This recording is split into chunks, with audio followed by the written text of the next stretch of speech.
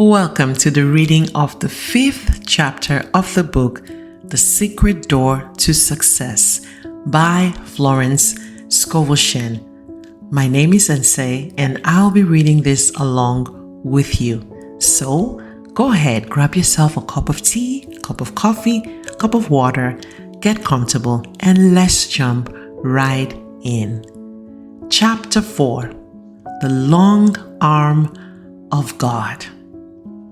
The eternal God is thy refuge, and underneath are the everlasting arms. Deuteronomy 33 verse 27. In the Bible, the arm of God always symbolizes protection. The writers of the Bible knew the power of a symbol. It brings a picture which impresses the subconscious mind. They use symbols of rocks, sheep, shepherds, vineyard, lambs, and hundreds of others. It will be interesting to know how many symbols are used in the Bible. The arm symbolizes strength. The eternal God is thy refuge, and underneath are the everlasting arms. And he shall thrust out the enemy from before thee, and shall say, destroy them.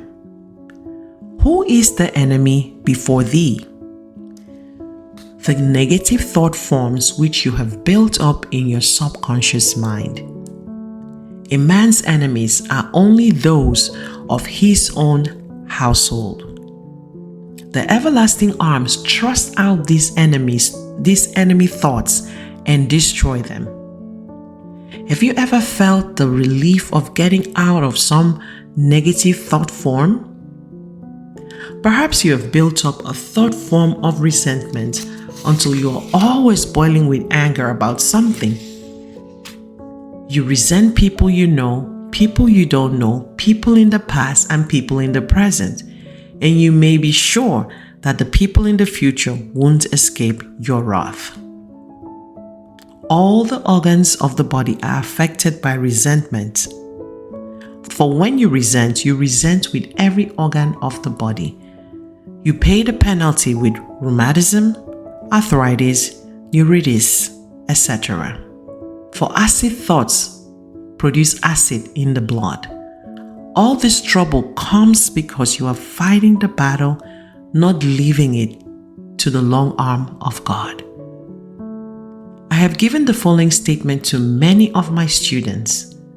The long arm of God reaches out over people and conditions, controlling this situation and protecting my interest.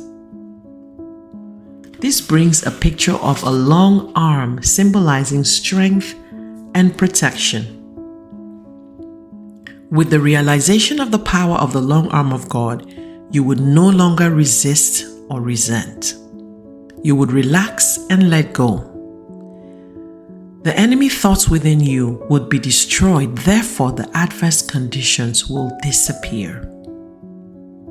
Spiritual development means the ability to stand still or stand aside and let infinite intelligence lift your burdens and fight your battles. When the burden of resentment is lifted, you experience a sense of relief. You have a kindly feeling for everyone, and all the organs of your body begin to function properly. A clipping quoting Albert Edward Day, Didi, reads, "That loving our enemies is good for our spiritual health is widely known and accepted, but that negation and poisonous emotions destroy physical health is a relatively new discovery.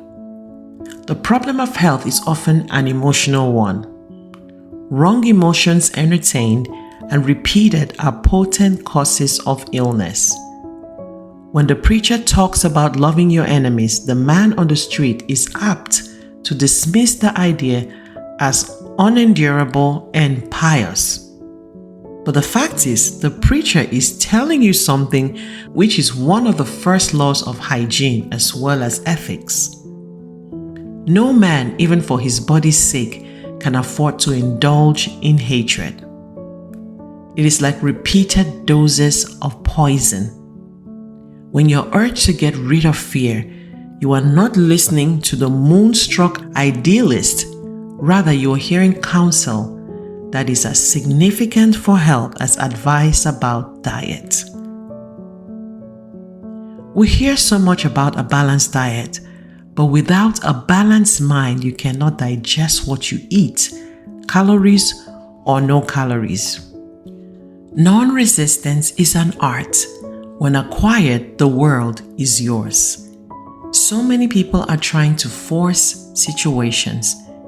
Your lasting good will never come from forcing personal will. Flee from the things which flee from thee. Seek nothing, fortune seeketh thee. Behold his shadow on the floor. Behold him standing at the door. I do not know the author of these lines. Lovelock, the celebrated English athlete, was asked how to attain his speed and endurance in running. He replied, "Learn to relax. Let us attain this rest in action." He was most relaxed when running the fastest. Your big opportunity usually slides in when you least expect it. You have to let go long enough for the great law of attraction to operate. You never saw a worried and anxious magnet. It stands up straight and hasn't a care in the world because it knows the needles can't help jumping on it. The things we rightly desire come to pass when we have taken the clutch off. I say in my correspondence course, do not let your heart desire become a heart disease. You are completely demagnetized when you desire something too intensely. You worry, fear, and agonize. This is the occult law of indifference. None of these things move me. Your ships come in over a don't care sea. Many people in truth antagonize friends because they are too anxious for them to read the books and go to the lectures. They meet opposition. A friend took my book, The Game of Life and How to Play It, to her brother's house to read. The young men of the family refused to read it. No, not stuff for them. One of these young men drives a taxi cab. One night, he drove a taxi which belonged to another man. In going over the car, he found a book stuffed away somewhere. It was The Game of Life and How to Play It. The next day, he said to his aunt, "I found Mrs. Shinn's book in the taxi last night. I read it and it was great. There's a lot of good reading in it. Why doesn't she write another book?" God works in roundabout ways his wonders to perform. I meet unhappy people and a few grateful and contented people. A man said to me one day, "I have a great deal to be thankful for.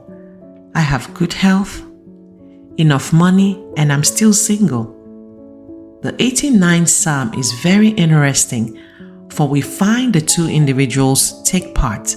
The man who sings the psalm, for all psalms are songs of poems, and the Lord God of hosts answers him. It is a song of praise and thanksgiving, extolling the strong arm of God. I will sing of the mercies of the Lord forever. O Lord God of hosts, who is strong, Lord, like unto thee? Thou hast a mighty arm, strong is thy hand, and high is thy right hand. Then the Lord of hosts replies, "With whom my hand shall be established, mine arm also shall strengthen him. My mercy will I keep for him forevermore, and my covenant shall stand fast with him." We only hear the words forevermore in the Bible and in fairy tales. In the absolute, man is outside of time and space. His good is only from everlasting to everlasting. The fairy tales came down from the old Persian legends which were founded upon truth. Aladdin and his wonderful lamp is the outpicturing of the world. Aladdin rubbed the lamp and all his desires came to pass. Your word is your lamp. Words and thoughts are a form of radioactivity and do not return void. A scientist has said that words are clothed in light. You are continually reaping the fruit of your words. A friend in one of my meetings said that she had brought a man to my class who had been out of work for a year or more. I gave the statement, "Now is the appointed time. Today is the day of my amazing fortune." It clicked in his consciousness.